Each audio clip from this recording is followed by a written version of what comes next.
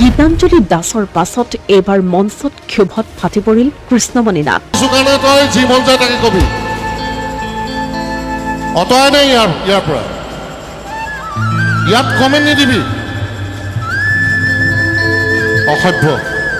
মঞ্চত ধৈৰ্য সহ্যৰ বান্ধ হেৰাল শিল্পী কৃষ্ণমণি নাথৰ।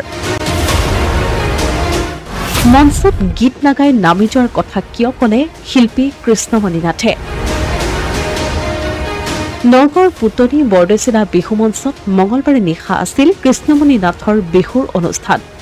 কিছু সময়লৈকে অনুষ্ঠানটি ভালদৰে চলি আছিল, কিন্তু হঠাৎ একাংশ দৰ্শকৰ ওপৰত ক্ষোভত ফাটি পৰিল শিল্পী কৃষ্ণমণি নাথ।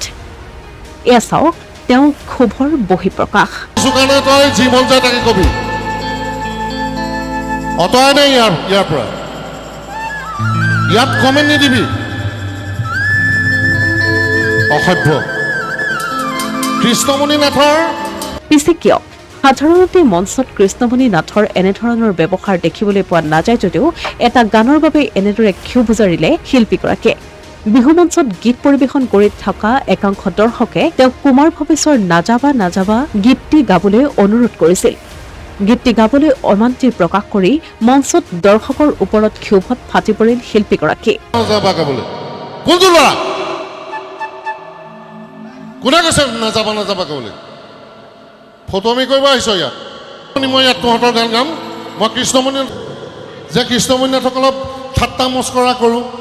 হেৰ' ভাইটি, তোৰ পিতৃ মাতৃয়েও তোক ক'ব যে কৃষ্ণমণি নাথ কোন, কিমান চনৰ পৰা গান গাইছে। 1986 মই প্ৰথম ষ্টাৰ্ট কৰিছোঁ, তই জন্মই হোৱা নাই চাগে তেতিয়া।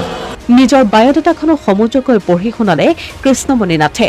যোৱা 35-40 বছৰৰ এটা অভিজ্ঞতা আছে। কৃষ্ণমণি নাথৰ গান শুনিবলৈহে মাতিছ ইয়াত তহঁতে। তই আকৌ কি কৈ আছ? লাইট জ্বলাই দিয়ক। আৰু দুটামান ল'ৰা এইখিনিতে আছে, আলটু ফাল্টু কথা কৈ নাথাকিবি মোৰ লগত। আৰু যদি উল্টা পুল্টা কৰি থাক মই গান নেগাম, ইয়াৰ পৰা গুচি যাম। কোনে কৈছে নাযাবা নাযাবা গাবলৈ? কোনটো ল'ৰা? কোনে কৈছে নাযাবা নাযাবা গাবলৈ? ফটোমি কৰিব আহিছ ইয়াত? মই ইয়াত তহঁতৰ গান গাম। মই কৃষ্ণমণি নাথসকলক ঠাট্টা মস্কৰা কৰোঁ। হেৰ' ভাইটি, তোৰ পিতৃ মাতৃয়েও তোক ক'ব যে কৃষ্ণমণি নাথ কোন, কিমান চনৰ পৰা গান গাইছে। 1986 মই প্ৰথম ষ্টাৰ্ট কৰিছোঁ, তই জন্মই হোৱা নাই চাগে তেতিয়া। তোৰ মা বাপেৰে ক'ব। পিছে নিশা মঞ্চত কৰা এনে ব্যৱহাৰৰ পাছত শিল্পীগৰাকীৰ প্ৰতিক্ৰিয়া। দৰ্শকৰ মাজৰ একাংশই তেওঁক বিভিন্ন মন্তব্য কৰিছিল, যাৰ বাবে তেওঁৰ উঠিছিল খং। লগতে তেওঁৰ মন্তব্য, কুমাৰ ভৱেশৰ নাযাবা নাযাবা শীৰ্ষক গীতটো তেওঁৰ শৈলীৰ গীত নহয়, যাৰ বাবে তেওঁৰ গীতটি গাবলৈ অমান্তি প্ৰকাশ কৰিছিল। পিছে তেখেতৰ ওপৰত কৰা মন্তব্য নে নাযাবা নাযাবা গীতটো তেওঁ গাব নিবিচাৰে বাবে উঠিল খং। এই প্ৰশ্ন এতিয়া ৰাইজৰ মনত।